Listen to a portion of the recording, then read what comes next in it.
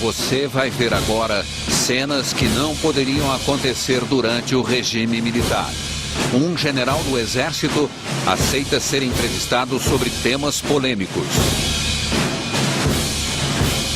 Está feito o desafio de novo. É duro de ouvir, é? É duro de ouvir?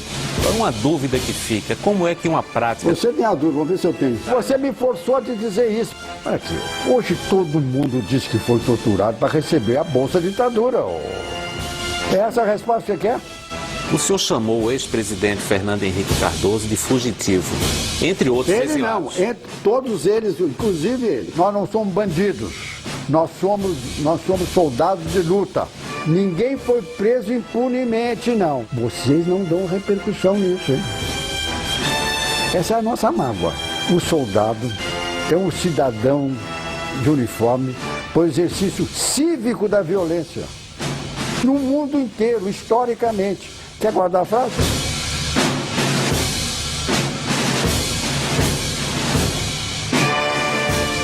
Leônidas Pires Gonçalves ocupou o posto de chefe do Estado-Maior do Primeiro Exército no Rio de Janeiro.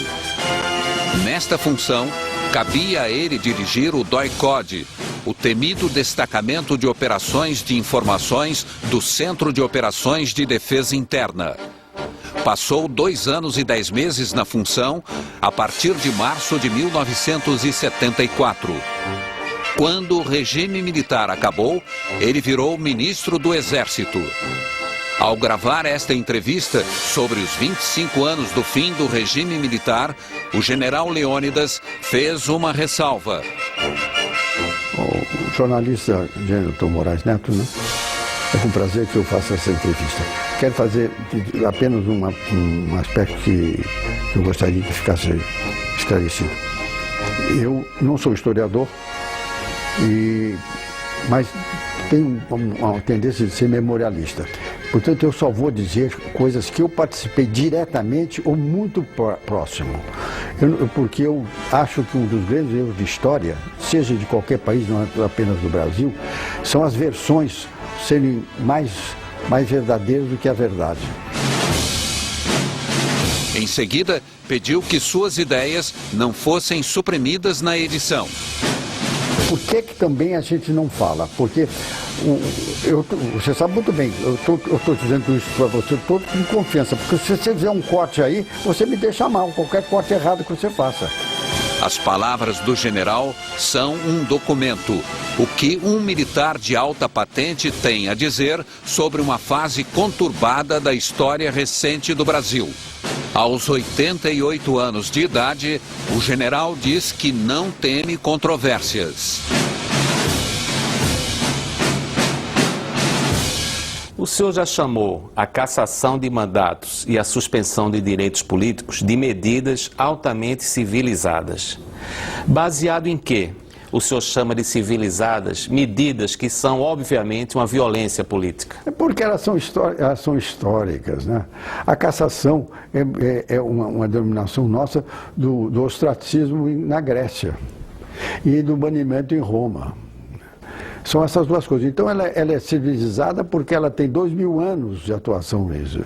E nós ainda fizemos com uma maneira mais doce do que faziam os romanos e os gregos. Porque nós não afastamos as pessoas do lugar onde moravam, eles afastavam. Mas os exilados foram obrigados a sair do Brasil. Não se esqueça que nós não tivemos exilados no Brasil, nós tivemos fugitivos, né? Pode ser dura a minha palavra, mas eu não acho que nós tivemos exilados no Brasil. Nós não houve um decreto de exilar ninguém. Depois que fizeram algumas coisas, quiseram ir embora, então nós continuamos banidos. Eles quiseram ir embora para aqui, para lá, para colar. Viu? Pegaram um avião e saíram por aí, né? O senhor chamou de fugitivos os exilados, alguns célebres como Miguel Arraes, Leonel Brizola, Luiz Carlos Prestes. O senhor não acha que é uma injustiça? Não acho que seja injustiça, não. Eu acho o seguinte, porque a palavra exilado também não serve para eles. Porque está escrito exilado é alguém que recebe um documento do governo exigindo o afastamento dele. E esse documento nunca houve. Como é que você quer taxar eles, então? Não uma sugestão. A minha sugestão é que é fugitivo. Mas historicamente eram exilados. Não, que história, que negócio historicamente? O governador Miguel Arraes, por exemplo, foi deposto, foi confinado na ilha de Fernando Noronha. Sim, mas foi embora porque quis. Mas foi embora porque quis. Ele podia ter voltado a Pernambuco e ficar na casa dele. Deposto? Mas qual é o problema? Todo. Não, não é todo, não. Ele então enfrentasse como deposto legalmente as coisas. Fazia a sua proselitismo a respeito do... Mas não sair correndo para o mundo. Assim foi os outros, saíram todos correndo para o mundo. Ninguém quis ficar aqui. E mais, alguns foram se preparar militarmente, para fazer a confrontação em Cuba, em Albânia, na Rússia, etc. O caso do específico que você cita aí, do Miguel Arraes, ele não foi fazer isso, não. Ele foi lá para o Rio e foi onde ele se deu muito bem fazendo os seus negócios. Ele foi um homem de sucesso de negócio, você sabe disso, né? Então eu não acho, não. Você insiste nisso porque você esquece que para ser exilado precisa ter um documento que provoque o exílio dele. Mas na prática não havia condições de exercício da política naquela época. Mas fica então aguardando no país. Ele não precisa ir embora fugitivo. É por isso. Por que ele fugiu do Brasil? Para mim ele fugiu do Brasil, com medo de outras sanções. Miguel Arraes era governador de Pernambuco quando foi deposto por militares que cercaram o Palácio do Governo no dia 1º de abril de 1964. Preso, partiu para o exílio em 1965. Voltou ao Brasil na anistia em 1979. O senhor considera que o ex-governador era um fugitivo ou um perseguido pelo regime militar? Eu acho que primeiro ele merecia as punições que recebeu, pelas atitudes que ele tomou. Não num regime democrático. Não, mas a gente também se antecipa aos que querem fazer. O que é que ele queria fazer do Brasil? Essa que é... Nós, depois, olha aqui, nós temos um grande orgulho do nosso faro, porque depois, olha, o que aconteceu na Rússia, o que aconteceu em todos os países de origem comunista, aquela mortandade... Vocês nos acusam da esquerda, viu? Eu não sou representante os da esquerda. Você tem um livezinho, não tem, cadê? Tem um livezinho, né? É jeito dele. Você se esquece, quantos milhões matou o Stalin? Quantos milhões matou o Khmer Vermelho? Quantos mil matou o Fidel Castro aí nessa ilha dele? 17 mil. Olha aqui, e outra coisa, que geralmente o exilado é um homem que sofre restrições, não sei o quê. Os homens que foram para o Chile, eu queria tirar o curso que eles tiraram lá, viu? São Fernando Henrique era professor universitário, com a vida muito bem organizada, viu? Vivia com maior naturalidade, sem nenhuma restrição financeira. Por exemplo, o ex-presidente Fernando Henrique, só para dar um exemplo. Então, eu digo assim, exilado é uma coisa, quem vai voluntariamente, que eu gosto de chamar de fugitivo, é outro.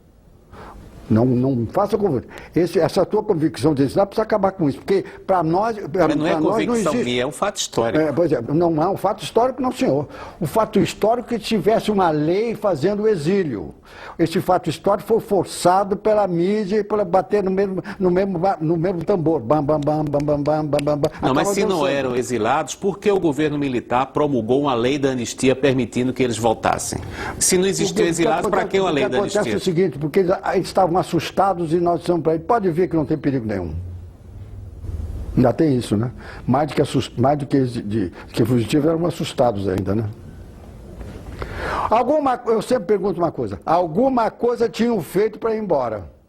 O senhor chamou o ex-presidente Fernando Henrique Cardoso de fugitivo, entre outros exilados. Não, todos eles, inclusive ele. Todo mundo que foi embora sem ser expulso do Brasil, eu considero fugitivo.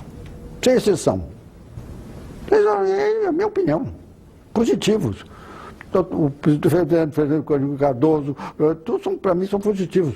Porque se eles tinham uma ideia e essa ideia está sendo confortada e fizeram alguma coisa que merecesse, que enfrentasse a justiça, seriam respeitados. Mas no regime de exceção, a justiça não é confiável. Porque o que acontece